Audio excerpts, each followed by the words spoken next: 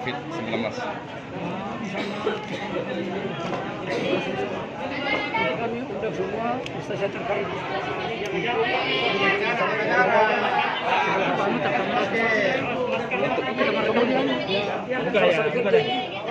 ya kita mau adalah pertama kebersihan, kedua agen netral, yang ketiga adalah penegakan hukum. Nanti kerjasama dengan Pak Wakil Bupati Majene. Ini kan sejauh ini sampai saat ini angka vaksinasi di Majene utamanya lansia itu masih sangat rendah. Upaya pemerintahan baru ke depan seperti apa, Pak?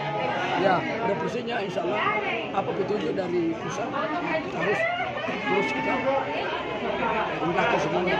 Nah, kemudian dengan koordinasi dengan instansi terkait. Aku di Untuk pemulihan game Pak, Leng. Untuk pemulihan game. Sebentar, Mak, foto Pak, wawancara dulu. Pemulihan game Pak, pemulihan game Pak. ya pemulihan insya Allah, jadi kami sudah bicara dengan Pak Wakil Bupati kemarin. Insya Allah tugas pertama kami akan turun ke lapangan melihat kondisi masyarakat yang kena bencana. Kamar relokasi itu. Ya. Untuk fokus kerja 100 hari pertama, Deng. Seperti apa ke depan? Seperti ini, satu kerja itu kita lakukan pertama Majene bersih, Majene terang dan penegakan hukum. Jadi ada kasus di sini, tentu